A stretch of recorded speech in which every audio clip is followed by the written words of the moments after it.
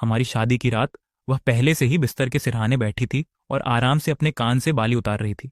पतिदेव, क्या आपको तीसरी कक्षा के वो दिन याद हैं जब आपने हीरो बनकर एक मुसीबत में फंसी लड़की की जान बचाई थी? मैंने अपनी जांघ पर जोर से हाथ मारा। आपको ये कैसे पता? रुको, मुझे मत बताओ। तुम वही छोटी बच्ची थी जिसे उस समय तंग किया जाता था। नहीं, उसने कहा। उसके होठों के कोने हल्के से मुस्कुराए, उसकी पतली उंगलियां मेरी टाई पर टिक गईं और धीरे धीरे उसे अपने चारों ओर लपेटने लगीं। मैं वही लड़की थी जिसे तुमने जकड़ा था। मुझे जमीन पर पटक दिया गया और 3 बार घूंसा मारा गया। मेरे चेहरे से मुस्कान गायब हो गई। 6 साल का रिश्ता, 8 अंकों का शादी का तोहफा और एक भव्य शादी समारोह। शुरू से अंत तक यह सब एक जाल था जो उसने मेरे लिए बड़ी सावधानी से बिछाया था। अब अंदाजा लगाइए, क्या इस बेडरूम का दरवाजा बंद है? प्रेसिडेंशियल स्वीट के अंदर पर्दे कसकर खींचे हुए थे। फर्श पर चमकीले लाल फूल बिखरे हुए थे और हवा में शैंपेन की मीठी खुशबू फैली हुई थी। मैं बिस्तर के किनारे पर बैठ गया। मेरी टाई ढीली होकर बेतरतीब ढंग से लटक रही थी। मेरे दिमाग में शादी का वो पल बार बार घूम रहा था जब उसने कहा था, हाँ मैं तुमसे शादी करती हूँ। ल्यूक, तुमने अपनी जिंदगी में सबसे समझदारी का काम क्लोई से शादी करके किया है। क्लोई से शादी करके। वो रेशमी नाइट गाउन पहने धीरे धीरे बाथरूम से बाहर निकली। उसके लंबे बाल पीछे की तरफ ढीले से पिन किए हुए थे। पानी की चमकती बूंदें धीरे धीरे उसकी गर्दन से नीचे फिसलकर उसकी नाजुक कॉलरबोन के बीच गिर रही थीं। मेरा कंठ अनजाने में ऊपर नीचे हो रहा था। उसने मेरी तरफ नहीं देखा, लेकिन वह चलकर बिस्तर के सिरहाने पर बैठ गई और अपना हाथ उठाकर अपनी बाली उतारने लगी। उसकी हरकतें कोमल और सावधानीपूर्वक थीं, मानो वह किसी बेहद नाजुक यंत्र को खोल रही हो। हाबी हाँ, मैंने तुरंत जवाब दिया। क्या तुम्हें तीसरी कक्षा का वह दिन याद है जब तुमने संकट में फंसी एक लड़की की मदद की थी? यह सवाल अचानक से आया। मेरे दिमाग में विचारों की बाढ़ आ गई और मेरी यादें तुरंत मेरे बचपन में लौट गईं। प्राथमिक विद्यालय के गेट के बाहर छोटी वाली एक छोटी लड़की थी। वह जमीन पर बैठी धीमी आवाज में सिसक रही थी। उसके बगल में एक लड़की खड़ी थी जो उससे आधी सिर लंबी थी। उसका चेहरा उग्र और दबंग था। उस समय बिना सोचे समझे मैं आगे बढ़ा और तुरंत 3 मुक्के मारे। उन दिनों मैं न्याय के लिए खड़ा एक युवा योद्धा था। बेशक, मुझे याद है, मैंने अपना पैर जोर से पटका। वह छोटी लड़की जिसे तंग किया जा रहा था। रुको, मैंने उसकी तरफ देखा। वह भी चुपचाप मुझे देख रही थी। उसकी आंखें अर्धचंद्राकार हो गई थीं। उसके होठों पर हल्की सी मुस्कान थी। बेहद खूबसूरत। क्या तुम वही लड़की हो? तो तुम खास तौर पर एहसान चुकाने के लिए इतनी दूर आई हो? क्या यह वही कहानी है? नहीं, उसने धीरे से मेरी बात काट दी। उसकी उंगलियों के सिरे मेरी टाई के लूप को बार बार जकड़ते गए। उसकी पकड़ न तो ढीली थी और न ही कसी हुई, बस इतनी मजबूत थी कि मेरी कॉलर बोन को छू ले। मैं वही इंसान था जिसे तुमने जमीन पर गिराकर 3 बार घूंसा मारा था। कमरा एकदम सन्नाटे में डूब गया। कुछ पल पहले की मीठी फूलों की खुशबू अचानक खतरनाक लगने लगी। क्या क्या तुमने कहा? ल्यूक, उसने मेरा पूरा नाम बोलते हुए कहा। जिसे तुमने तब स्कूल का बदमाश समझा था वो मैं ही थी। मेरा दिमाग एकदम सुन्न हो गया। पुरानी यादें मेरे दिमाग में कौंधने लगीं। उस लड़के का चेहरा जिसे मैंने तब जमीन पर गिरा दिया था। साफ सुथरे छोटे बाल, आंखों में उग्र और विद्रोही भाव, कीचड़ में गिरने के बाद भी गुस्से से मुझे घूर रही थी। मैंने उस बचकाने चेहरे को अपने सामने मौजूद उस बेहद खूबसूरत चेहरे से मिलाने की पूरी कोशिश की, लेकिन उसके चेहरे की बनावट, अब उसके होंठ, फिर भी उसके होंठों के कोने पर हल्की सी मुस्कान, ठीक वैसे ही थी जैसे उसने उस समय गुस्से में अपने दांत पीसे थे। बिल्कुल, जब हम कॉलेज के पहले साल में मिले थे तो तुमने सोचा था कि यह किस्मत थी। उसने अपना सिर थोड़ा झुकाया। असल में मैंने उस आकस्मिक मुलाकात को करवाने के लिए लगातार 3 दिन तक तुम्हारा पीछा किया था। मेरी पीठ पर बेकाबू होकर ठंडा पसीना आ गया। पहली फिल्म जो तुमने मुझे देखने के लिए आमंत्रित की थी, मैंने पहले से ही सीटें चुन ली थी। मुझे पता था कि तुम्हें अंधेरे से डर लगता है, फिर भी तुम इतनी शर्मिंदा थी कि, मान लो, मेरे रोंगटे खड़े हो गए और कंधे तक फैल गए। हम 6 साल तक डेटिंग करते रहे और मैंने तुम्हारे तीसरे प्रस्ताव के बाद ही हाँ कहा, कभी भी तुम्हारी वजह से नहीं, बल्कि तुम्हारे प्यार की वजह से। वह धीरे धीरे मेरे करीब आती गई। उसका चेहरा लगभग मेरी नाक की नोक से सट गया, बस इसलिए कि तुमने पहली 2 बार जो शादी का तोहफा दिया था वह मेरी उम्मीदों पर खरा नहीं उतरा। मेरा पूरा शरीर जम गया। मेरी सांसें लगभग रुक गईं। उसने अपना हाथ उठाया और उंगली से मेरे माथे को हल्के से छुआ। अब जब हमें शादी का लाइसेंस मिल गया है, शादी हो चुकी है और उसका पूरा परिवार मुझे अपनी बहू के रूप में स्वीकार करता है। उसने अपना सिर घुमाकर बेडरूम के कसकर बंद दरवाजे की ओर देखा। दरवाजा पहले से ही बंद है। मैं तो गई काम से। मुझे डर है कि मेरी शादी की रात मेरी मौत की सालगिरह में बदल जाएगी। क्लो, ठीक है, वह मुस्कुराते हुए बोली। जरूर, उसने मुस्कुराते हुए कहा और गद्दे पर थपथपाया। पहले घुटने टेक दो। मैंने आज्ञाकारी होकर घुटने मोड़े और बैठ गई। मेरे घुटने गद्दे से टकराए। कालीन पर एक भारी दबी हुई सी आवाज आई। उसने संतुष्टि से सिर हिलाया, नाइट स्टैंड के दराज से एक कागज निकाला, उसे धीरे से खोला और मुझे दे दिया। ऊपर 4 बड़े शब्द छपे थे, आरण चुकौती सूची। पहला आइटम, 3 बार घूंसे मारे जाने के कारण मानसिक पीड़ा का मुआवजा। दूसरा आइटम, 20 वर्षों की मुद्रास्फीति के अनुसार समायोजित कीचड़ के गड्ढे में कपड़े धोने का शुल्क। तीसरा आइटम, प्राथमिक विद्यालय में उपहास का शिकार होने और पूर्ण सामाजिक अपमान सहने के कारण प्रतिष्ठा को हुए नुकसान का मुआवजा। ऐसे 7 या उससे अधिक आइटम थे। नीचे 8 और चीजें साफ और सुंदर लिखावट में विस्तार से लिखी हैं। आप आराम से इसे चुका सकते हैं। उसने कागज मेरे सीने से सटा दिया। जल्दी करने की जरूरत नहीं है, हमारे सामने पूरी जिंदगी पड़ी है और काफी समय है। मैंने एक बनावटी अटपटी मुस्कान दी। हनी, तुम मजाक तो नहीं कर रही हो? उसने अपना सिर नीचे किया और एक पल के लिए सोचा। आज रात तुम जमीन पर सोओगे, सिर्फ जमीन पर। आज रात बिस्तर पर नहीं जाना। जैसे ही ये शब्द उसके मुंह से निकले, उसने लाइट बंद कर दी और उसने कंबल ऊपर उठाया और मेरी तरफ पीट करके खड़ी हो गई। मुझे बस उसकी पतली सी आकृति दिखाई दी। मैं कुछ सेकंड के लिए चुपचाप अंधेरे में घुटनों के बल बैठा रहा, फिर धीरे धीरे ठंडी जमीन पर लेट गया। बिखरी हुई पंखुड़ियां मेरी पीठ से चिपक गईं, जिससे मेरे पूरे शरीर में सिरन दौड़ गई। ल्यूक, तुम्हारा तो काम तमाम हो गया। आधे घंटे बाद अचानक बिस्तर से एक नरम कंबल नीचे फेंका गया और सीधे मेरे चेहरे पर गिरा। सर्दी मत लगने देना, उसकी दबी हुई आवाज अंधेरे में सुनाई दी। अगर बीमार पड़ जाओ तो तुम कैसे हो? क्या तुम धीरे धीरे अपना कर्ज चुकाने जा रही हो? मैंने कंबल को कसकर पकड़ लिया। मेरी नाक में उसके रोजाना इस्तेमाल होने वाले फैब्रिक सॉफ्टनर की ताजा खुशबू भर गई। ये सब क्या था? मेरी मौत से पहले थोड़ी सी इंसानियत की दया। फर्श लोहे की थाली जितना सख्त था और मैं पूरी रात करवटें बदलती रही, एक पल भी नहीं सोई। जैसे ही सुबह होने वाली थी, मेरी कमर में तेज दर्द ने मुझे जगा दिया। आंखें खोलते ही सबसे पहले मेरी नजर एक जोड़ी नाजुक चप्पलों पर पड़ी। चप्पलों से नजर उठाकर देखा तो क्लोई पहले ही कपड़े बदल चुकी थी। कैजुअल कपड़े पहने, लंबे बालों को नीची पोनीटेल में बांधे और कमर पर एक साधारण एप्रन बांधे। उसके हाथ में एक गर्म पेय था। मुझे जागते देख उसने कप को कॉफी टेबल पर रख दिया और रसोई की ओर मुड़ गई। मैं उठ बैठा और अपनी शर्ट के बटन बंद किए, जिससे मुझे मेज पर रखी चीजें साफ दिखाई देने लगीं। एक तश्तरी में ताजी बनी कॉफी का कप रखा था, साथ में शहद से सने हुए वफल की एक प्लेट और करीने से कटे हुए आलू बुखारे का एक छोटा कटोरा था। स्ट्रॉबेरी, मैं पास झुककर सूंघा। कॉफी वही डार्क रोस्ट फ्लेवर की थी जो मैं हमेशा पीता था, और चीनी जानबूझकर आधी कर दी गई थी। उससे मेरी सारी पसंद याद थी। नहीं, उसने पूरे 6 साल जानबूझकर मुझे समझने और जानने में बिताए थे, इसीलिए स्वाभाविक रूप से उसे हर छोटी बड़ी बात पता थी। ये साफ तौर पर मुझे अपने काबू में रखने की एक चाल थी। मैंने कॉफी उठाई और सावधानी से एक घूंट लिया। मेरी नजरें पूरी तरह रसोई पर टिकी हुई थी। अंदर वह बड़ी कुशलता से कॉफी को हिला रही थी। तलने की सामग्री, स्पैटुला की खनक, साथ ही खाना पकाने से उठते धुएं के हल्के हल्के गुबार। तभी अचानक मेरा फोन वाइब्रेट हुआ और मेरे दोस्त ब्रैंडन का वॉइस मैसेज आया। भाई, शादी की बहुत बहुत बधाई। कल रात कैसी रही? मैंने अपनी आवाज धीमी करके जवाब दिया। ब्रैंडन, मुझे नहीं लगता कि मैं इस महीने तक टिक पाऊंगा। क्या हुआ? याद है तीसरी कक्षा में जब मैंने एक लड़की को पीटा था? दूसरी तरफ से 2 सेकंड के लिए सन्नाटा छा गया। और मुझे याद है, बिल्कुल याद है, उस छोटे बालों वाली टॉमबॉय को तुमने एक ही मुक्के से सीधे कीचड़ के गड्ढे में गिरा दिया था। अचानक उसका जिक्र क्यों कर रहे हो? क्लोई वही लड़की थी। फोन पर सन्नाटा छा गया। तुमने क्या कहा? तुम्हारी पत्नी, जिसे सब कैंपस की सबसे खूबसूरत लड़की कहते थे, जिसके पीछे तुमने पूरे 2 साल बिताए, तब जाकर उसने हाँ कहा। उसने कहा कि कॉलेज के पहले साल में हमारी अचानक हुई मुलाकात असल में उसने ही प्लान की थी, मुझे 3 दिन देखने के बाद। ब्रैंडन, मैंने जोर से हाँफते हुए कहा। उसकी आवाज में घबराहट थी। भाई, तुम्हें अभी भागना होगा।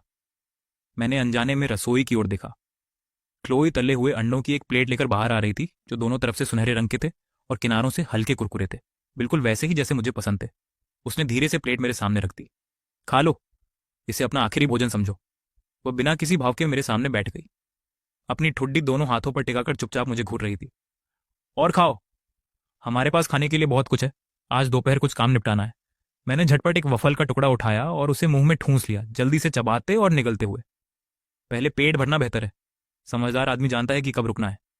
मेरा फोन अभी भी कॉल से जुड़ा हुआ था। ब्रैंडन दूसरी तरफ से एक के बाद एक वॉइस मैसेज भेज रहा था। मैंने बस अनसुना करने का नाटक किया।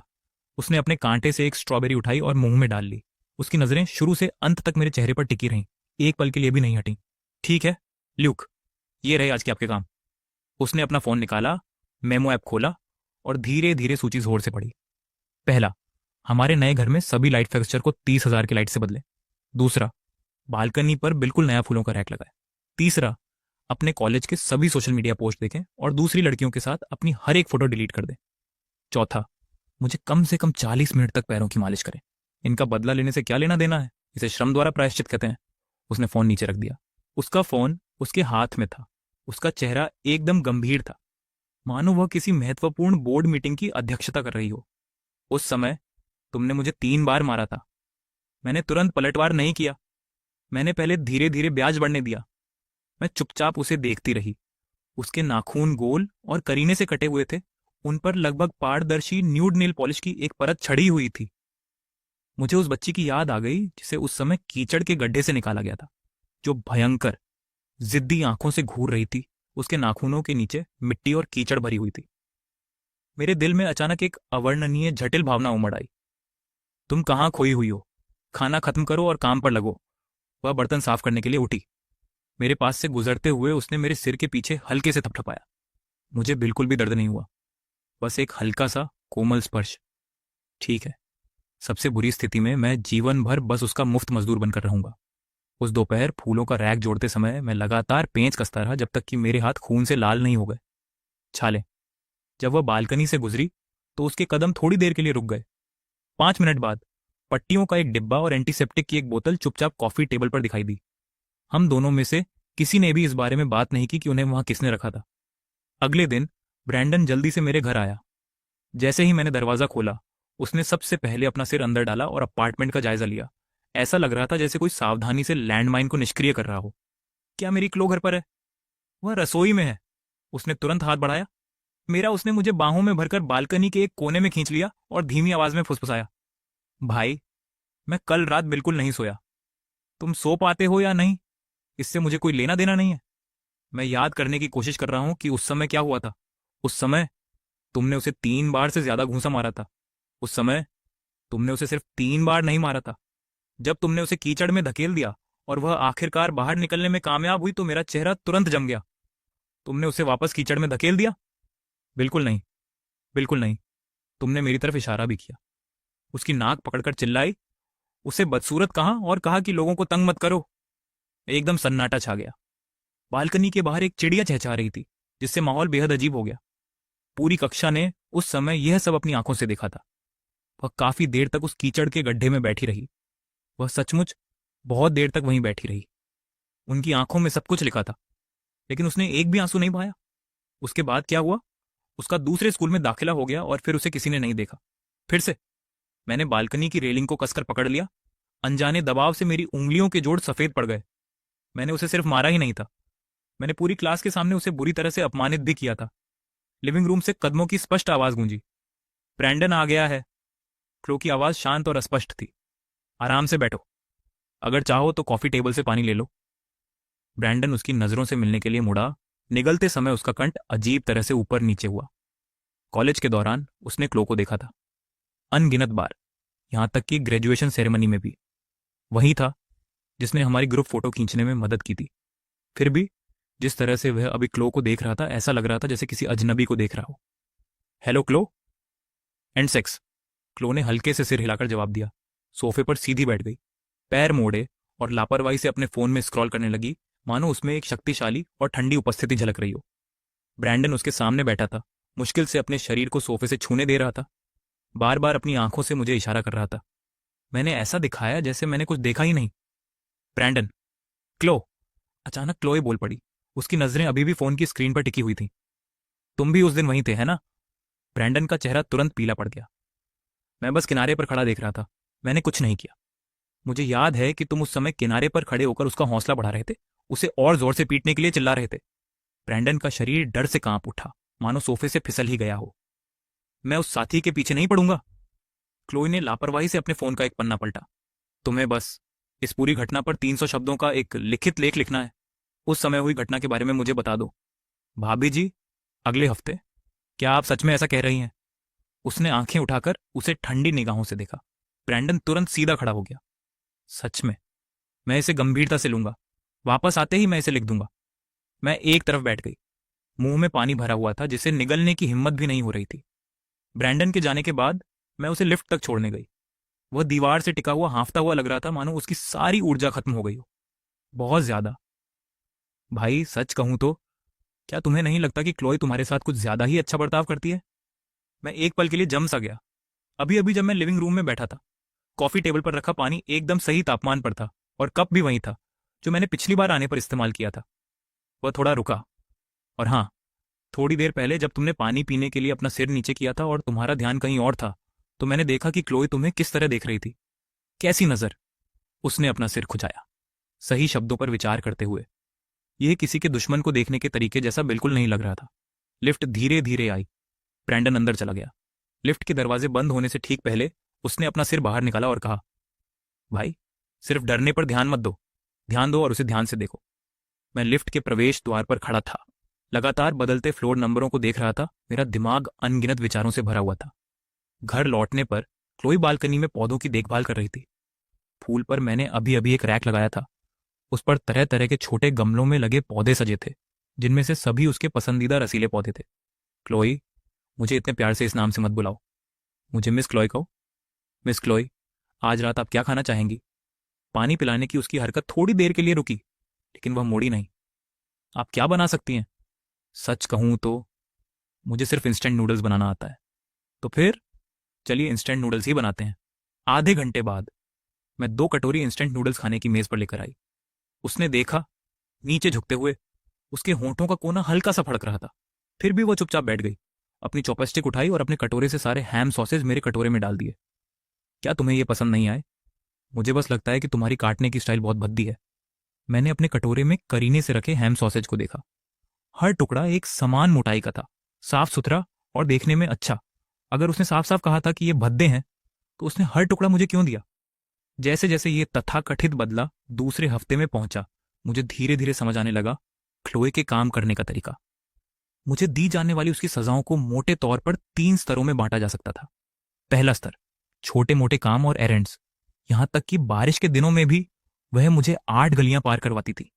उसकी पसंदीदा केक एक खास दुकान से खरीदने के लिए वह स्ट्रॉबेरी मिल्फू ही होनी चाहिए थी।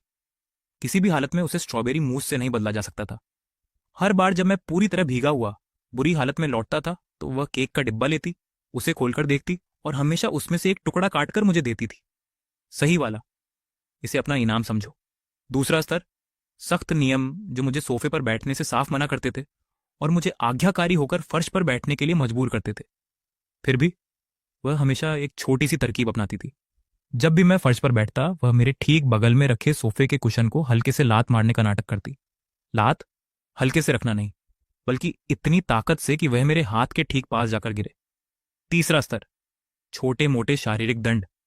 वह हमेशा मुझे अचानक पकड़ लेती और मेरी बांह पर हल्की सी चुटकी काटती या मेरे माथे पर हल्के से थपथपाती, रिमोट कंट्रोल से।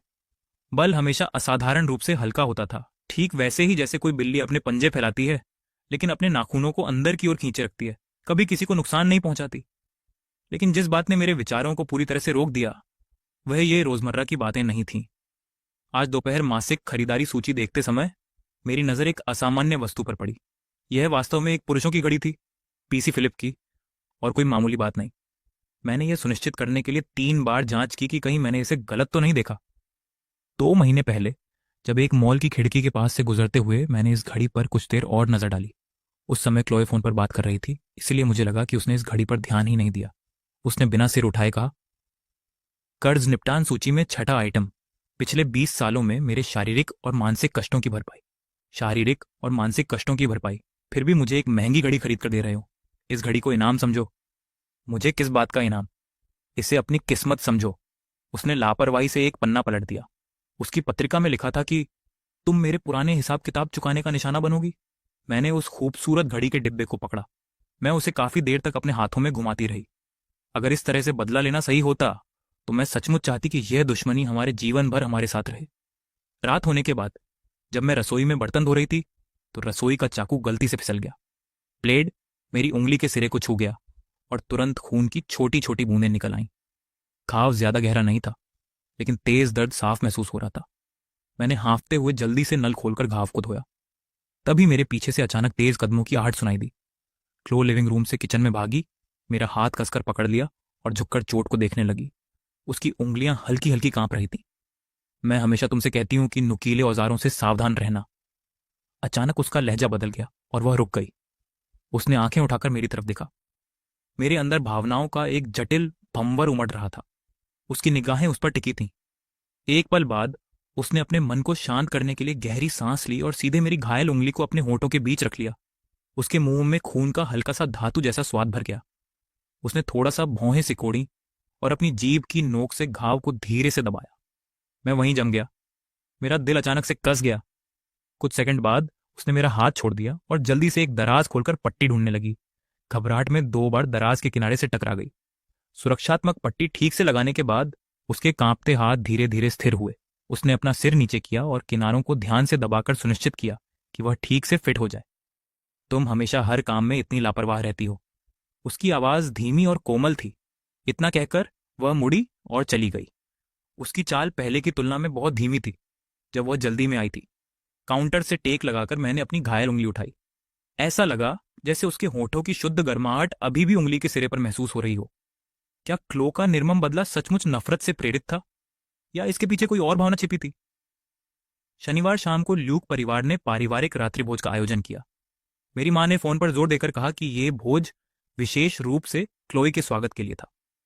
हमारी शादी के बाद से मेरी मां दिन में कई बार अपनी बहू का जिक्र करती थी, जबकि मेरा जिक्र शायद ही कभी करती थी। गाड़ी पैतृक घर के सामने आकर रुकी। क्लोई सनवाइजर पर लगे छोटे से दर्पण के सामने खड़ी होकर ध्यान से अपनी लिपस्टिक ठीक कर रही थी। मैंने स्टीयरिंग व्हील पकड़े हुए ही उसकी ओर देखा। थोड़ी देर में जब हम अंदर जाएंगे तो तुम नहीं देखोगी। मुझे अपने माता पिता को अतीत में जो हुआ उसके बारे में बताना चाहिए, है ना? उसने अपनी लिपस्टिक हटा ली। उसके चेहरे पर एक कोमल प्यारी सी मुस्कान थी। उसका गरिमापूर्ण और सुरुचिपूर्ण रूप मेरे प्रति उसके सामान्य व्यवहार से बिल्कुल अलग था। तुम्हें क्या लगता है?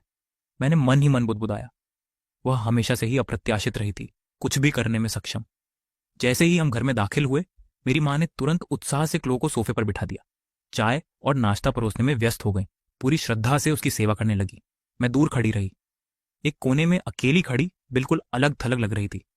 क्लोई, तुम काफी दुबली लग रही हो, मेरी मां ने दुख भरे चेहरे से उसकी कलाई को हल्के से दबाते हुए कहा। क्या ल्यूक आम दिनों में तुम्हारे प्रति उतना ध्यान नहीं देता? मां, वह मेरे साथ बहुत अच्छा व्यवहार करता है, क्लोई ने धीरे से जवाब दिया। मैंने मन ही मन एक कड़वी मुस्कान दी। कल ही तो उसने मुझे पश्चाताप करने के लिए वॉशबोर्ड पर घुटने टेकने का आदेश दिया था। अगर वह कभी तुम्हारे साथ बुरा बर्ताव करने की हिम्मत करे तो मुझे बता देना, मैं उसे जरूर सबक सिखाऊंगी। सबक? वो नहीं करेगा। क्लो ने अपनी नजरें थोड़ी नीचे कर ली। उसकी पलकें धीरे से फड़फड़ाईं। वो हमेशा मेरी बात मान लेता है। ये शब्द सुनकर मेरा पूरा शरीर बेचैन हो गया। मेरे पिता ने मुझे स्टडी रूम में बुलाया। मेरे बैठने के बाद उन्होंने एक कप ग्रीन टी डाली और मेरे सामने रख दी। अब से अपनी शादीशुदा जिंदगी अच्छे से संभालना। पिताजी, मुझे पता है मैं क्या कर रही हूं। क्लो एक शांत और भरोसेमंद लड़की है, मेरे पिता ने बेहद गंभीर भाव से कहा। जिस तरह से वो तुम्हें देखती है उससे मुझे लगता है कि वह अपने गहरे स्नेह को छुपाए रखती है। किस तरह की नजर? वह भले ही लगातार आपकी कमियां निकालती रहे, लेकिन उसकी आंखें आपकी हर हरकत पर टिकी रहती हैं। एक पल के लिए भी नजरें हटाने को तैयार नहीं होती। मैं चुपचाप अपनी चाय का कप पकड़े बैठा रहा। रात के खाने के दौरान मेरी मां ने एक पुराना पीला पड़ा फोटो एल्बम निकाला और क्लोई को मेरी बचपन की तस्वीरें दिखाने पर जोर दिया। इसे देखो, तीसरी कक्षा के स्कूल सम्मान समारोह की तस्वीर। ल्यूक एक साहसी कार्य के लिए पुरस्कार लेने मंच पर खड़ा था। मेरे हाथ में पकड़ी चॉपस्टिक अचानक रुक गई और क्लो भी अपनी जगह पर जम गई। तस्वीर में लड़का स्कूल यूनिफॉर्म पहने हुए था। उसकी छाती पर एक चमकीला लाल फूल लगा था और उसके 2 सामने के दांत टूटे हुए थे। फिर भी वह चौड़ी मुस्कान लिए खड़ा था। उस समय वह स्कूल के गेट पर किसी की मदद करने के लिए खड़ा हुआ था। उन शरारती बच्चों को भगा रहा था और उसे पूरे स्कूल से सार्वजनिक प्रशंसा भी मिली थी। मेरी मां की आवाज गर्व से भरी थी। क्लो के होंठों का कोना थोड़ा सा फड़क उठा। चेहरे के भाव में एक सूक्ष्म बदलाव जिसे केवल मैं ही देख सकती थी। मेज के नीचे उसने चुपके से मेरी चुटकी काटी। मेरी जांघ सख्त थी। पसली मेरे मुंह से लगभग निकल ही गई थी। मां, अब इन पुरानी तस्वीरों को देखने की कोई जरूरत नहीं है, मैंने जबरदस्ती मुस्कुराते हुए कहा। यह सब अतीत की सराहनीय कहानियां हैं और क्लो के लिए भी इन्हें देखने का यह सही समय है। ये वाकई बहुत अद्भुत है। क्लो की आवाज मीठी, कोमल और सलीकेदार थी। उसने मेरी तरफ देखने के लिए अपना सिर घुमाया। उसकी आंखें अर्धचंद्राकार हो गईं। उसके होंठ हल्के से खुले और बंद हुए और उसने धीरे से कहा, मैं तुमसे हिसाब बराबर करूंगी। वापस आने पर ठीक से खा लेना। मैंने बड़ी मुश्किल से खाना निकला। लगभग मेरा दम घुट गया था। जब दावत खत्म हुई तो मेरी माँ क्लो के साथ आंगन में टहलने चली गई। मैं लिविंग रूम में बर्तन साफ करने के लिए रुकी रही।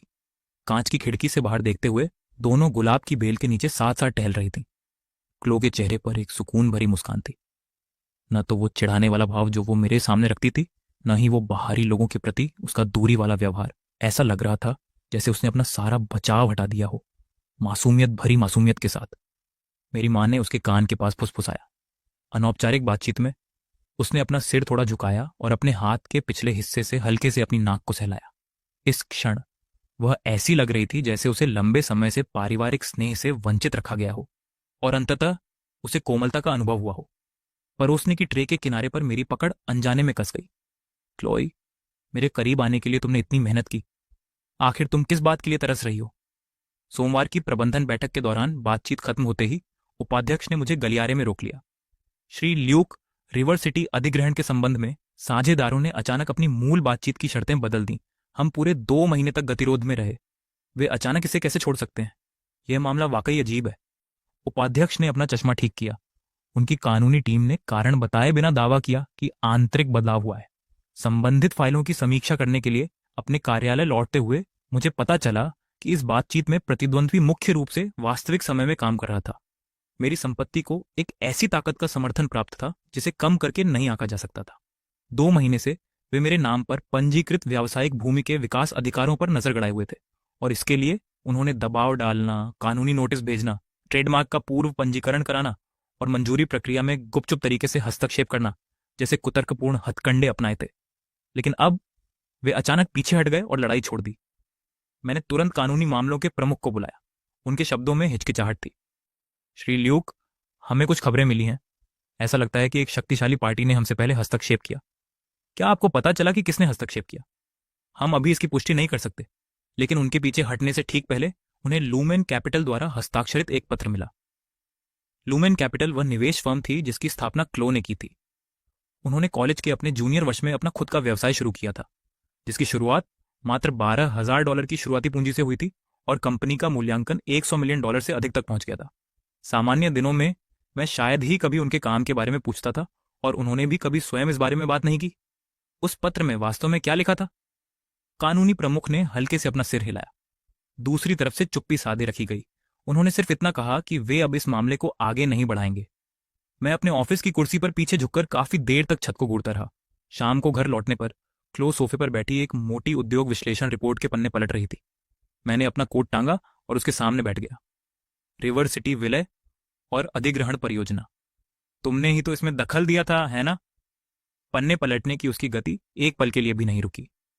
एक पल भी नहीं। मुझे बिल्कुल समझ नहीं आ रहा कि तुम क्या कह रही हो, क्लोय। फिर उसने धीरे से अपनी आंखें ऊपर उठाईं।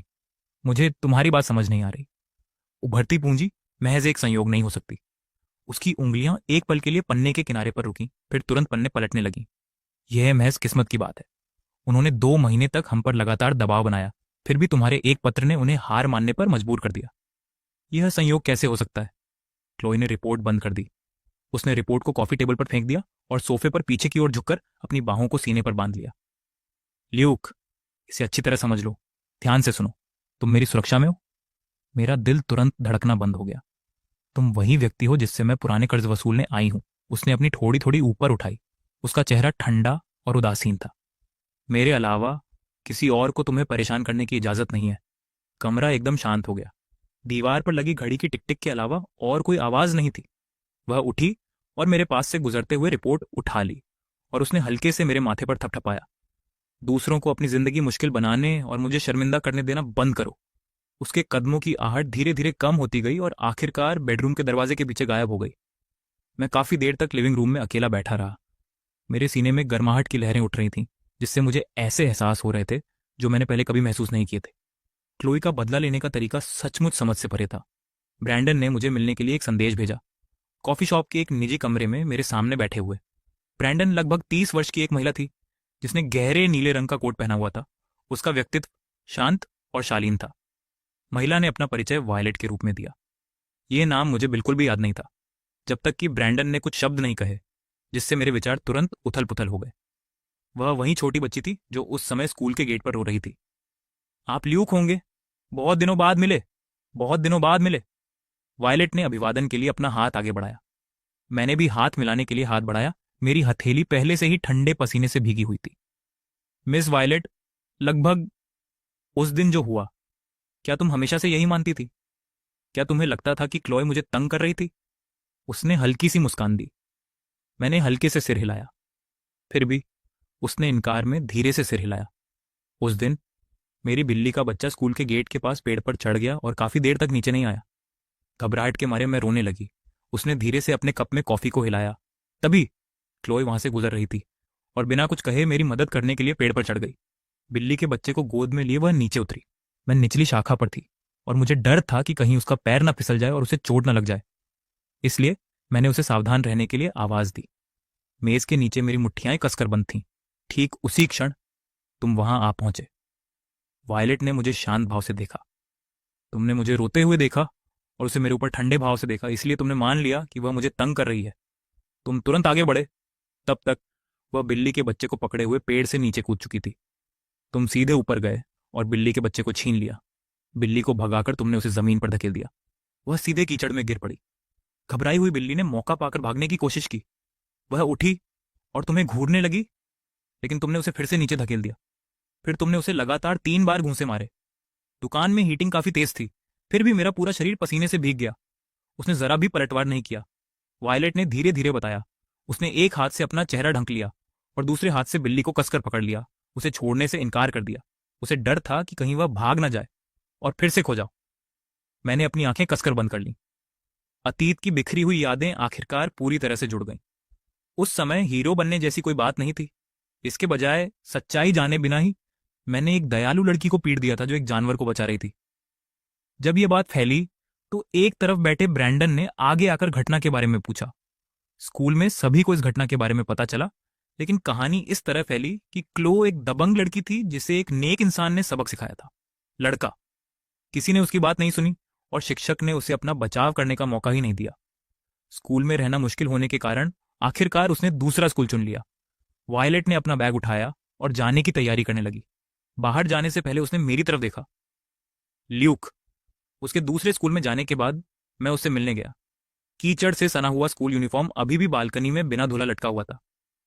यूनिफॉर्म को देखते हुए उसने मुझसे एक बात कही। उसने क्या कहा? वह लड़का सच में बहुत जोर से मारता है। वह हल्की सी मुस्कुराई। उसने दरवाजा धक्का देकर खोला और चला गया। निजी कमरे में ब्रैंडन ने मेरी तरफ देखा, कई बार बोलने में हिचकिचाया और अंत में बस एक आह भरी। भाई, अब और कुछ कहने की जरूरत नहीं है। मैं खड़ा हो गया। मेज और फर्श के बीच घर्षण से एक कर्कश आवाज आई।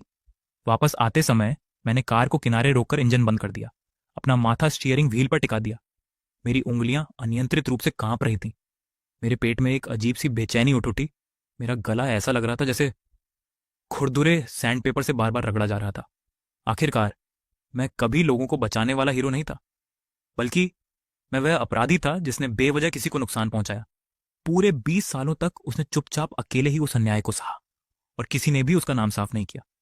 रास्ते भर तेज हवा और बारिश में चलते हुए वह धीरे धीरे उस महिला में बदल गई जो वह आज है। जानबूझकर पास आते हुए, चुपचाप छानबीन करते हुए, ध्यान से समझते हुए, अपने अंदर छिपी भावनाओं को पालते हुए, मैंने अचानक अपनी आंखें खोल दी।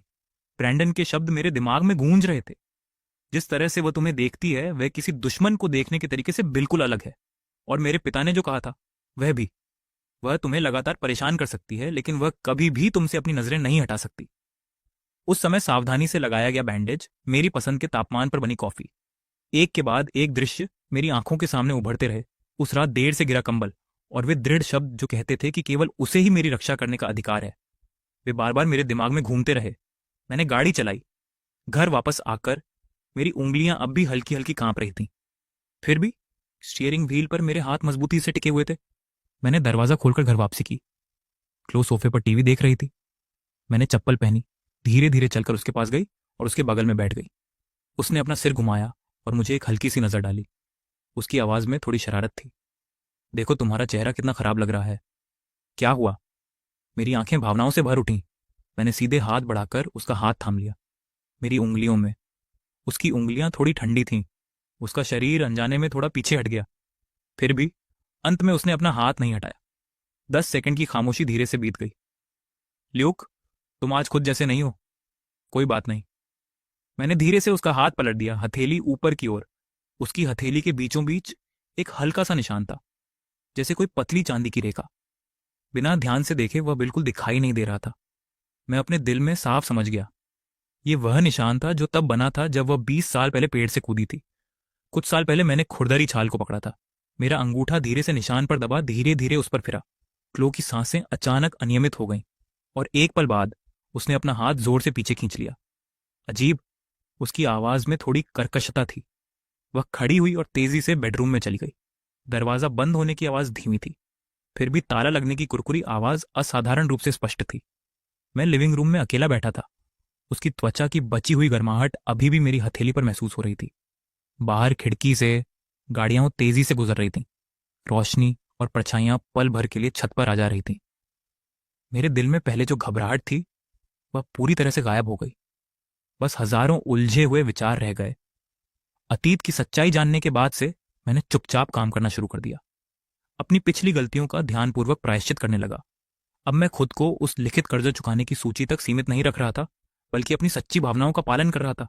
प्रायश्चित का अपना अध्याय खुद लिख रहा था। हर सुबह मैं जल्दी उठता, कॉफी पीसता और उसे पास रख देता, उसके बिस्तर के पास। कई दिनों तक परीक्षण और समायोजन करने के बाद आखिरकार मुझे पता चला कि 105 डिग्री फ़ारेनहाइट उसकी कॉफी के लिए आदर्श तापमान था। नींद से ऊँघती हुई उसने कप लेने के लिए हाथ बढ़ाया। आंखें बंद करके धीरे से एक घूंट लिया और बुदबुदाई, बिल्कुल सही तापमान।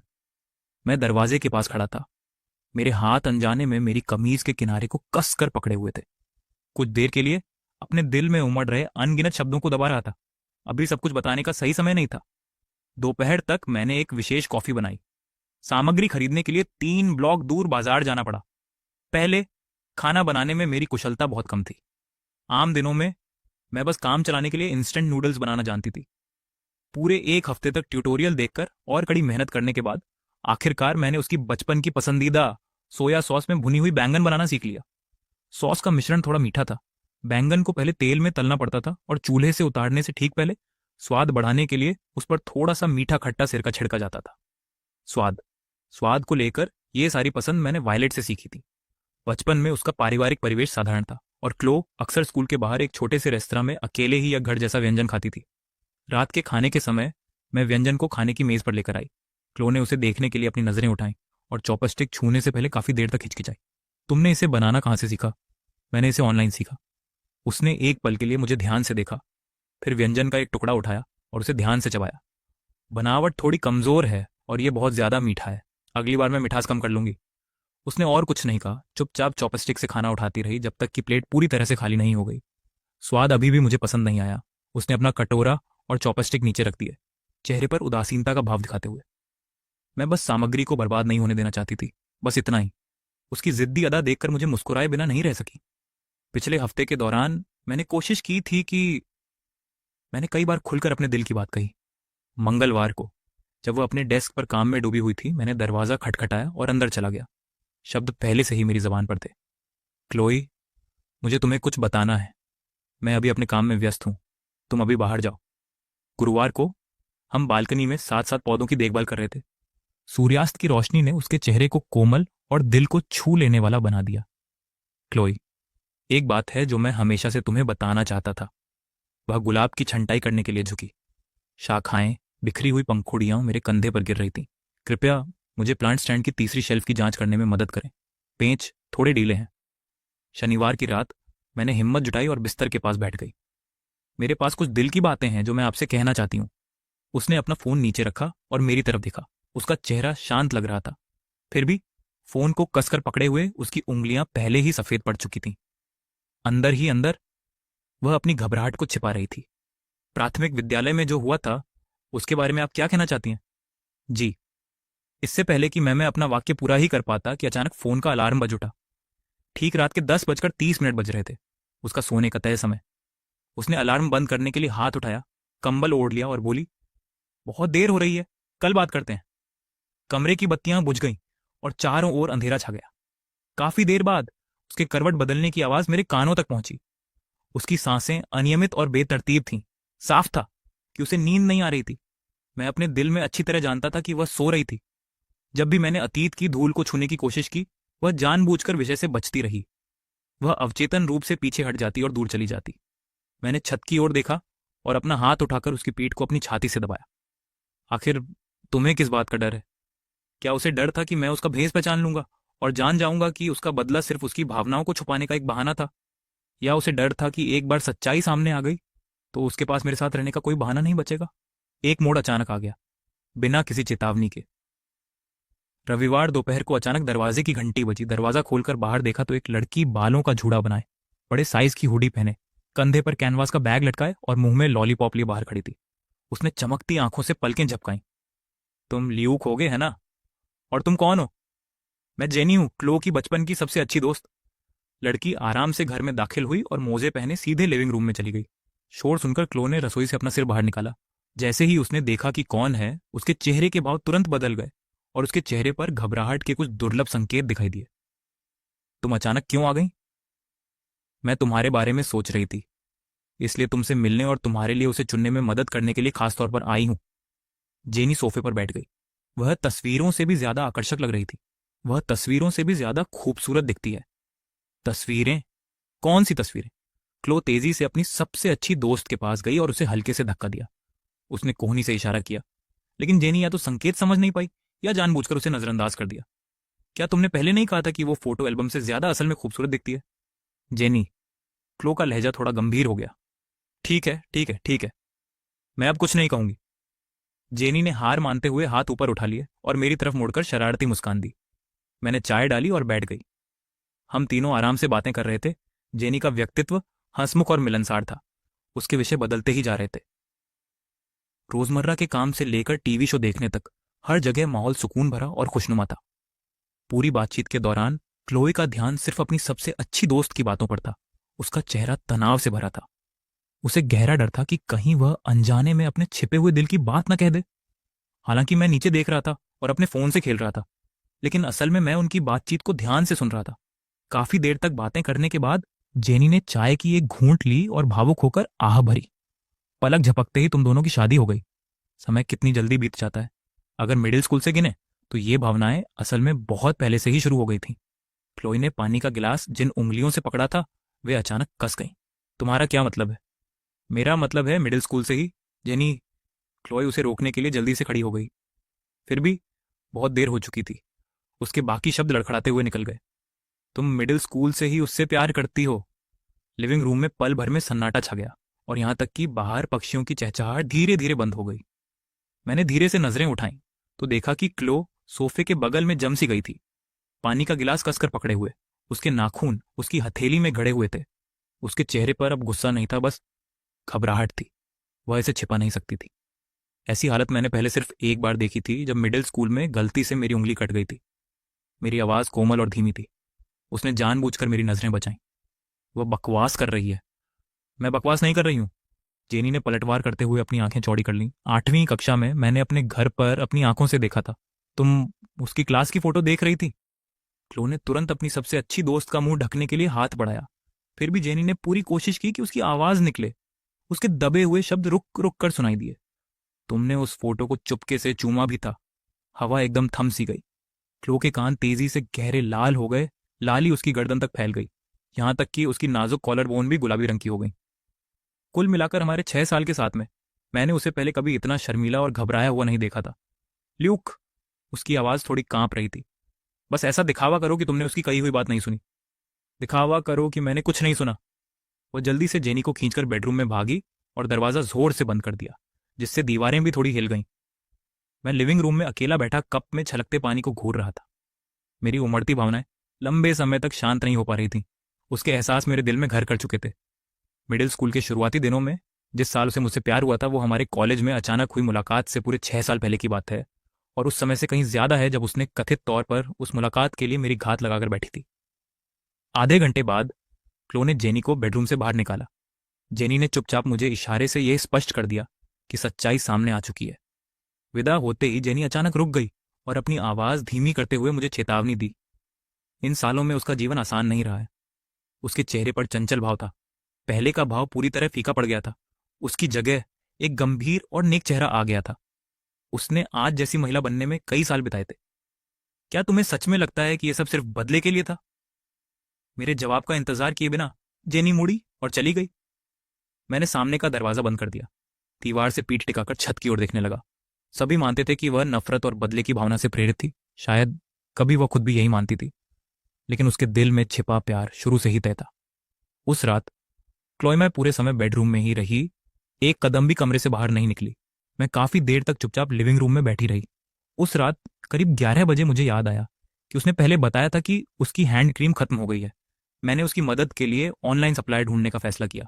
स्टडी रूम की डेस्क साफ सुथरी थी, उद्योग से जुड़ी किताबें और फाइलें करीने से रखी थी, और डॉक्यूमेंट रैक के एक तरफ एक पुरानी गहरे नीले रंग की नोटबुक रखी थी। उसके कवर के किनारे घिसकर पीले पड़ गए थे। मेरा इरादा नहीं था कि मैंने कागजात को छूने या हिलाने की कोशिश की, लेकिन ऐसा करते समय नोटबुक गलती से फिसलकर जमीन पर गिर गई।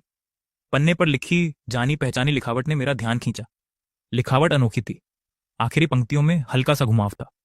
मैंने तुरंत पहचान लिया कि ये क्लो की लिखावट है। मैं उसे उठाने के लिए झुकी। मेरी नजर सबसे पहले ल्यूक के बारे में लिखे शुरुआती शब्दों पर पड़ी। मुझे लगा कि मुझे ताक झांक नहीं करनी चाहिए, फिर भी थोड़ी सी जिज्ञासा ने अनजाने में मेरी नजरों को लिखे शब्दों पर टिकाए रखा। अखबार। चुपचाप पन्ने पलटते हुए 8वीं कक्षा के छात्र का लेख। आज वायलेट के घर पर मैंने उसकी तस्वीर देखी। वह लापरवाह लड़का जिसने मुझे तब मारा और घायल कर दिया था, अब लंबा और चौड़ा हो गया है और उसके सारे दूध के दांत बदल गए हैं। मुझे आश्चर्य होता है कि क्या उसके मुक्के अब भी उतने ही जोरदार हैं जितने पहले थे। 9वीं कक्षा। संयोग से सुना कि उसने स्कूल के खेल दिवस में भाग लिया था। वायलेट ने घटनास्थल से एक वीडियो भेजा। वह 100 मीटर दौड़ के दौरान गिर गया। अनाड़ी लेकिन अनसुना, फिर भी उसने हार नहीं मानी। वह तुरंत उठा और पूरी ताकत से दौड़ पड़ा। उसकी ताकत को मात देते हुए मैं तीसरे स्थान पर आ गया। वह सचमुच खच्चर की तरह जिद्दी है। 10वीं कक्षा में प्रवेश के दौरान मैंने उसी शहर के विश्वविद्यालय में आवेदन करने का मन बना लिया जहां वह पढ़ता है। असली कारण को खुलकर बताने से हिचकिचाते हुए मैंने बहाना बनाया कि स्थानीय विश्वविद्यालयों में अच्छे संसाधन हैं। फिर भी मुझे अंदर ही अंदर अच्छी तरह पता था कि इतनी दूर जाना सिर्फ उसके नक्शे कदम पर चलने के लिए था। पहले साल पुस्तकालय में एक पुनर्मिलन हुआ। मैंने अपनी घबराहट छिपाने के लिए किताब के पन्ने पलटने का नाटक किया। वह खिड़की के पास चुपचाप पढ़ रहा था। जैसे ही उसने अपना सिर उठाया, उसकी नजरें मेरी आंखों से मिली और वह मुस्कुराई। मेरी धड़कनें पल भर में बेकाबू हो गईं। क्लोए, तुम उससे प्यार करने से बच ही नहीं सकती थी। आखिरकार कॉलेज के दूसरे साल की डेट पर उसने ही पहल करके मुझे फिल्म देखने के लिए बुलाया था, ये सोचकर कि हमारी मुलाकात महज किस्मत थी। फिल्म के लिए सीटें असल में एक बढ़िया जगह थीं, जो मैंने पहले से ही चुन रखी थी। यह जानते हुए कि उसे अंधेरे से डर लगता है, वह हमेशा गलियारे के पास वाली सीट पसंद करता था। बगल बगल बैठे हुए हमारी कोहनियां गलती से एक दूसरे से छू गईं। घबराकर मैं लगभग स्नैक्स गिरा ही देती। शर्मिंदगी के अलावा मेरा दिल खुशी से भर गया था।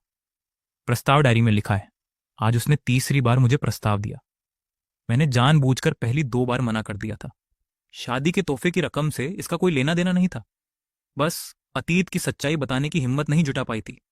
उसे एक घुटने पर बैठकर इतने गंभीर भाव से यह कहते हुए देखा कि अगर जवाब नहीं मिला तो वह पूरी रात इंतजार करेगा। तो आखिरकार मैंने हाँ कह दी। जैसे ही हम गले मिले, आंसू बेकाबू होकर बहने लगे। मैंने कभी सोचा था कि इस दुनिया में हमारी राहें फिर कभी नहीं मिलेंगी, जीवन भर। फिर भी भाग्य ने हमें एक दूसरे से मजबूती से बांधने के लिए चक्कर लगाया। जिस लड़की को उसने कभी घूंसा मारा था, उसने स्वेच्छा से उसे अपना पूरा दिल दे दिया था। इस खेल में मैं पूरी तरह हार गई हूं। शादी की पूर्व संध्या। कल हमारी शादी का दिन है। बहुत सोचने के बाद मैंने उसे अतीत के बारे में सब कुछ बताने का फैसला किया है।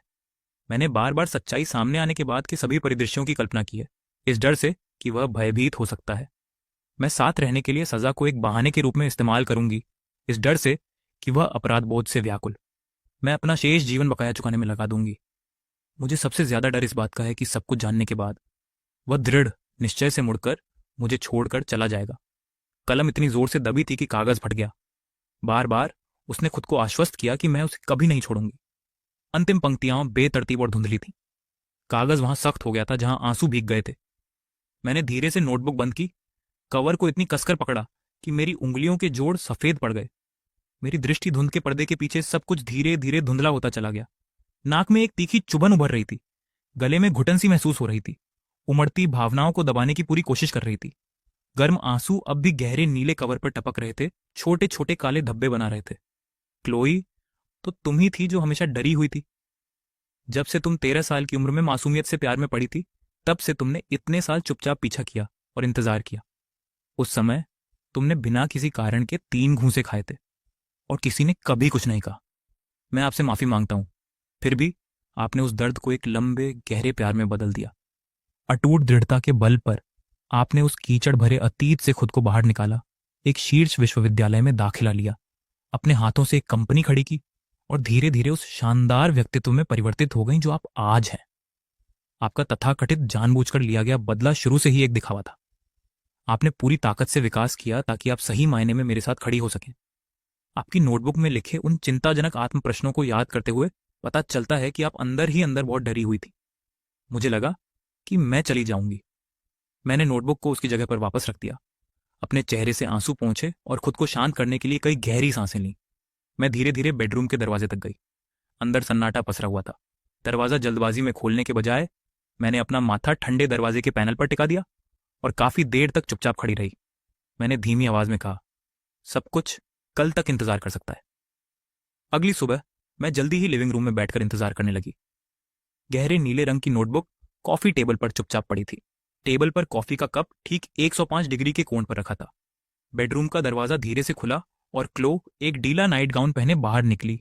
उसके काले बाल बेतरतीब ढंग से बिखरे हुए थे। गालों पर तकिए के हल्के निशान अभी भी दिख रहे थे। जैसे ही उसकी नजर टेबल पर पड़ी, उसके कदम अचानक रुक गए। उसकी नजर सबसे पहले कॉफी के कप पर पड़ी, फिर उस जानी पहचानी नोटबुक पर। पल भर में उसके चेहरे का रंग उड़ गया और उसके होंठों का रंग भी फीका पड़ गया। हाँ, मैंने सब पढ़ लिया। उसकी घबराई हुई आंखें इधर उधर देखने लगीं। नोटबुक और मेरे बीच उसकी नजरें बार बार घूम रही थीं। उसकी उंगलियां बार बार अपने नाइट गाउन के किनारे को पकड़ और छोड़ रही थीं। ये तो बस कुछ बेतरतीब विचार थे जो मैंने बहुत पहले लिख लिए थे। शादी से एक दिन पहले तुमने क्या लिखा था? मैंने हर शब्द देखा था। उसकी सांसें तेज हो गईं, उसकी छाती लगातार ऊपर नीचे हो रही थी और वह अनजाने में आधा कदम पीछे हट गई। मैं तुम्हें सब कुछ समझा सकती हूँ, समझाने की कोई जरूरत नहीं है।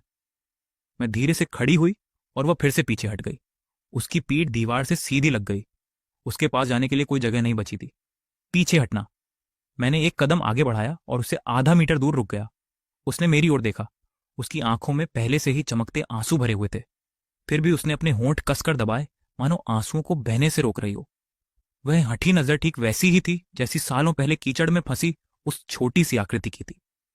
धीरे धीरे मेरे सामने खड़ी महिला से मिलती जुलती। क्या तुम्हें याद है तुमने पृष्ठ 47 पर क्या लिखा था? उसके कंधे हल्के से कांपे। पुस्तकालय के अंदर एक आकस्मिक मुलाकात। तुमने किताब के पन्ने पलटने का नाटक किया था। उसने ऊपर देखा और धीरे से मुस्कुराई।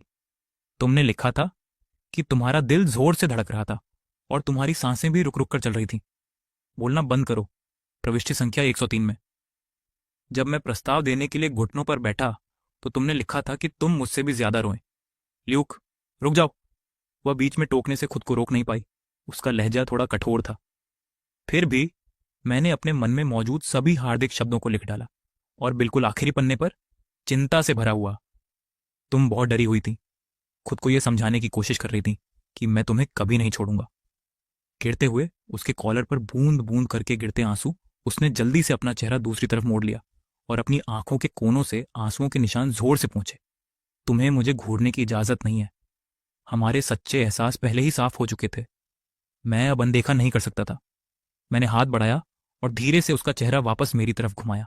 उसकी भीगी पलकें हल्की सी कांपी। उसकी नाक की नोक लाल हो गई।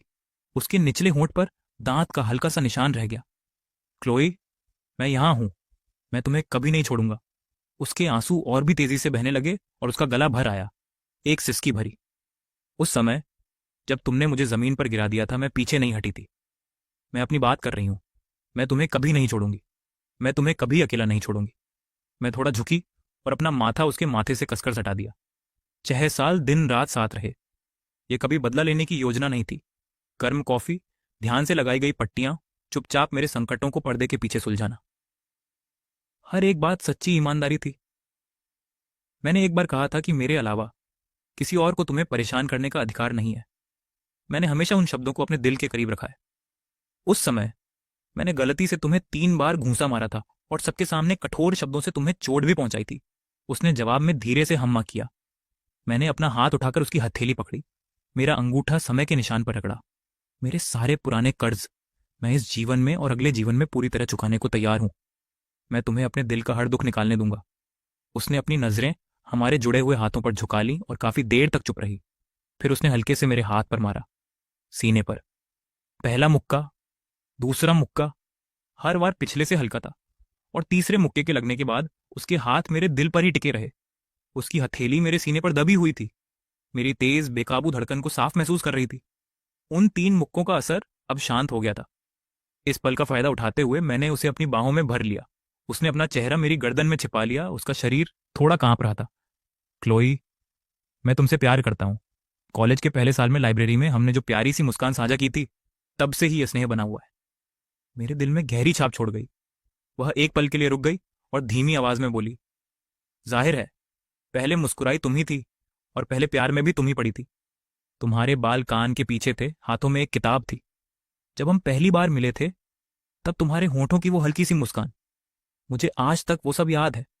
वह शर्माते हुए अपना चेहरा और भी छिपा लिया। उसके कानों के सिरे लाल हो गए। तुम्हें ये सब बातें इतनी साफ साफ क्यों याद हैं? क्योंकि उस एक नजर ने मेरा दिल चुरा लिया था। मुझे वो सब याद है। 6 साल। वह चुप हो गई, चुपचाप मेरी बाहों में सिमट गई। उसकी तर्जनी उंगली मेरे कपड़ों को कसकर पकड़े हुए थी। खिड़की से सूरज की रोशनी अंदर आ रही थी और फर्श पर फैलकर कमरे को गर्म रोशनी से नहला रही थी। रोशनी और परछाइयों ने उसके बालों के चारों ओर एक हल्की सी आकृति बना दी थी। मैंने अपनी ठुड्डी हल्के से उसके सिर पर रखी और शांति के एहसास से अपनी आंखें बंद कर लीं। 3 महीने पलक झपकते ही बीत गए। सुबह 7:30 बजे अलार्म ठीक समय पर बज उठा। मैंने बिस्तर के पास रखे अपने फोन को ढूंढने के लिए हाथ बढ़ाया, लेकिन वो पहले ही बंद हो चुका था। पता चला कि मेरे बगल वाले ने पहले ही आवाज बंद कर दी थी। क्लो करवट लेकर लेटी हुई थी, मेरी तरफ देख रही थी। उसकी आंखें आधी खुली और आधी बंद थीं। उसके बाल बिखरे हुए थे और तकिए पर फैले हुए थे। हिलना मत। उसकी आवाज नींद से भरी और धीमी थी। अभी क्या समय हुआ है? अच्छे बच्चे बनो और 5 मिनट और लेटे रहो। वह थोड़ा और मेरे करीब झुक गई, अपना गाल मेरी छाती पर टिका दिया और अपनी बाहों को मेरी कमर के चारों ओर लपेट लिया। कुछ महीने पहले की बात याद करके मैं केवल ऊपर की ओर ही सो पाता था। रात दर रात जमती हुई जमीन। जिंदगी में बदलाव हमेशा अप्रत्याशित होते हैं। तुम्हारी वो कर्ज निपटान सूची कहाँ है? मैंने उसे बहुत पहले फाड़ दिया था। ऐसा कब हुआ? जिस रात तुमने मेरी नोटबुक पढ़ना खत्म किया, उसके बाद वो दबी आवाज में मेरे सीने से लिपट गई। मेरा बस थोड़ा मन हल्का करने का मन था। जब तुमने उसे निकाला तो तुम्हारा चेहरा बेहद गंभीर था। मुझे चिढ़ाओ मत, मैं धीरे से हंसती हूँ। बचपन की गलतफहमी के बारे में सोचते हुए मेरी उंगलियां उसके लंबे बालों को हल्के से सहलाती हैं। मुझे कभी इसका ठीक से सामना करने का मौका नहीं मिला। एक पतली उंगली ने धीरे से मेरे होठों को छुआ। अगर तुमने दोबारा माफी मांगी तो मैं तुम्हें सच में मारूंगी। मैं माफी नहीं मांगने वाला था, मैं धन्यवाद कहना चाहता था। मैंने उसका हाथ पकड़ा और अपनी उंगलियों को आपस में फंसा लिया। अंधकारमय अतीत को सहने और कभी आसानी से हार न मानने के लिए धन्यवाद। मेरे साथ कदम से कदम मिलाकर चलने के लिए, 1 दशक से अधिक का समय पार करने के लिए धन्यवाद। और उससे भी अधिक धन्यवाद कि अंततः आपने अपना शेष जीवन मेरे साथ बिताने का फैसला किया। उसकी निर्मल आंखों ने मुझे देखा। उसके चेहरे के भाव थोड़े से बदले, मानो कह रही हो, सुबह सुबह इतने भावुक शब्द, ये तो बस मेरे सच्चे विचार हैं। उसने अपना हाथ उठाया और हल्के से मेरी छाती पर एक बार थपथपाया। उसका स्पर्श कोमल और सौम्य था। फिर वह मन की शांति के साथ मेरे करीब लौट आई। भविष्य में जब हम बाहर हों तो हीरो बनने की उन कहानियों का जिक्र मत करना, और हमारे बड़ों को भी उन पुराने फोटो एल्बमों को दोबारा पलटने मत देना। मैं तुम्हारी हर बात सुनूंगी। कुछ पल की चुप्पी के बाद एक धीमी कोमल आवाज सुनाई दी। असल में मुझे पसंद आया, उसे भी बहुत पहले। तुम। शब्द कोमल थे, फिर भी मेरे दिल के सबसे गहरे हिस्से में उतर गए। लगभग 9 बजे हम दोनों डाइनिंग टेबल पर आमने सामने बैठकर नाश्ता कर रहे थे। मेरे फोन पर ब्रैंडन का एक संदेश आया, जिसमें उसने मुझे चिढ़ाते हुए पूछा कि क्या मैं अब भी फर्श पर सोता हूं। ऊपर देखते ही क्लोए मेरे कॉफी कप से पी रही थी और मेरी प्लेट से बेकन चुरा रही थी। मेरी नजर देखकर वह रुक गई। तुम मुझे क्यों घूर रहे हो? मेरी पत्नी को देखते ही उसके कानों के सिरे एक बार फिर लाल हो गए, हालांकि उसके मुंह पहले की तरह ही तीखा था। भले ही सूची फेंक दी गई हो, हमारे दैनिक समझौते अभी भी मायने रखते हैं। कामों का बंटवारा और वेतन देना। तुम इनमें से किसी में भी लापरवाही नहीं कर सकते, और जब हम बहस करते हैं तो तुम्हें ही पहल करके हार माननी होगी। मैं सब कुछ मानती हूँ। बाहर खाना खाने या दूसरी महिलाओं के साथ अकेले मिलने पर कोई आपत्ति नहीं। कोई बात नहीं। क्या तुम्हें सिर्फ हाँ कहना ही आता है? मैं सिर्फ तुम्हारी बात मानती हूँ। एक मुड़ी हुई कागज की गेंद हल्के से मेरी तरफ उछाली गई। मैंने उसे मजबूती से पकड़ लिया। मेरे चेहरे पर एक सहज खुली मुस्कान फैल गई। मैंने टाइप किया, मेरे दोस्त के संदेश का संक्षिप्त जवाब। हम काफी समय से एक ही बिस्तर पर सो रहे हैं। फोन रखते ही सुबह की गर्म धूप खिड़की से अंदर आ गई। हरे पौधों की पत्तियां सुनहरी चमक बिखेर रही थीं। क्लो ने अपने हाथों से सजाए फूलों के रैक को देखा और मेरी निगाह पड़ते ही उसने एक मंद सी लेकिन तीखी नजर डाली। नाक से छुपकर मुझे देख रही थी। अपने प्रेमी को देखना छुपकर देखना नहीं कहलाता। मेरे होंठों के कोने अनजाने में ऊपर की ओर मुड़ गए। मिठास चुपचाप हमारे रोजमर्रा के जीवन को भरते हुए